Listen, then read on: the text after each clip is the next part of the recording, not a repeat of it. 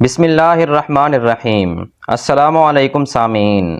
قابیل اور حابیل ان دونوں بھائیوں کے واقعے کا تعلق بھی حضرت آدم علیہ السلام سے ہی ہے۔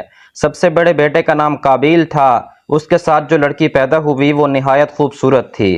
دوسری طرف دوسرا بھائی حابیل پیدا ہوا، اس کے ساتھ جو لڑکی پیدا ہوئی وہ عام سی شکل کی تھی۔ اب قانون کے مطابق قابیل کا نکاح اس عام شکل و صورت کی لڑکی سے ہونا تھا اور حابیل کا نکاح نہایت خوبصورت لڑکی سے۔ قابیل کو یہ بات بہت ناگوار گزری۔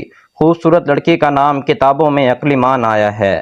قابیل نے صاف کہہ دیا کہ اس کی شادی اقلیمان سے ہوگی۔ اس پر حضرت آدم علیہ السلام نے فرمایا، تم دونوں اپنی اپنی قربانی پیش کرو، جس کی قربانی منظور ہوگی اقلیمان سے اس کی شادی کر دی جائے گی۔ قربانی کے لیے حابیل اپنے ریوڑ سے ایک بہترین دمبا لے گیا۔ قابیل کی نیت خراب تھی، وہ خراب قسم کا غلہ لے گیا۔ اس وقت ہوتا یہ تھا کہ جس کی قربانی کو اللہ تعالیٰ قبول کر لیتا تھا اس کی جنس کو ایک آگ آ کر جلا دیتی تھی، جس کی قربانی منظور نہ ہوتی اس کی جنس کو وہ آگ نہ جلاتی۔ اس طرح اللہ تعالیٰ کی طرف سے آگ آئی اور حابیل کے دمبے کو جلا گئی۔ قابیل کا ردی غلہ جوں کا توں پڑا رہ گیا۔ قابیل یہ توہین برداشت نہ کر سکا، اس نے طیش میں آ کر کہا، اب میں تجھے قتل کر دوں گا۔ اس پر حابیل نے جواب دیا، اللہ تعالیٰ صرف پرہیزگاروں کی قربانی قبول کرتا ہے۔ اگر تو نے مجھے قتل کرنے کے لیے میرے طرف ہاتھ بڑھایا تو پھر بھی میں تمہاری طرف ہاتھ نہیں بڑھاؤں گا۔ بے شک میں اللہ تعالیٰ سے ڈرتا ہوں جو ساری مخلوق کا رب ہے۔ میں تو چاہتا ہوں میرا گناہ بھی اپنے ذمے لے لے، اس طرح تو دوستیوں میں سے ہو جائے گا۔ قابیل نے حابیل کی باتوں کی طرف کوئی توجہ نہ دی اور موقع کی تلاش میں رہنے لگا۔ آخر اسے موقع مل گیا۔ حابیل جنگل میں ایک پتھر پر سر رکھے سو رہا تھا۔ قابیل آیا، اس نے ایک اور پتھر اٹھا کر اس کے سر پر مار دیا۔ اس طرح اس نے اپنے بھائی کو قتل کر دیا۔ یہ زمین پر سب سے پہلا قتل تھا۔ قتل تو اس نے کر دیا، اب یہ معلوم نہیں تھا کہ لاش کو کیسے چھپائے۔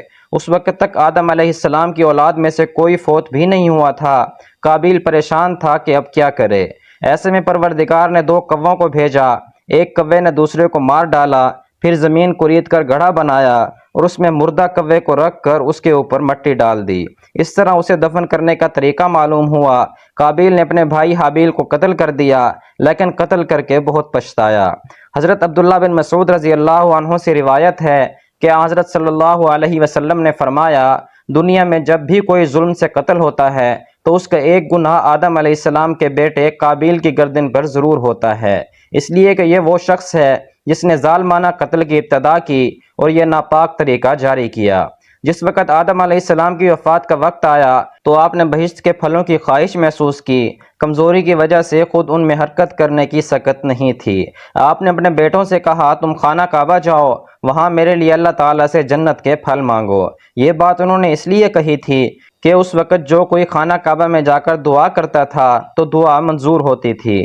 آپ کے بیٹے گھر سے روانہ ہوئے تو حضرت جبرائیل علیہ السلام دوسرے فرشتوں کے ساتھ نازل ہوئے اور بیٹوں کو واپس حضرت آدم کے پاس لے آئے۔ حضرت حوا نے موت کے فرشتے کو دیکھا تو ڈر گئیں اور حضرت آدم کے قریب ہونے لگیں۔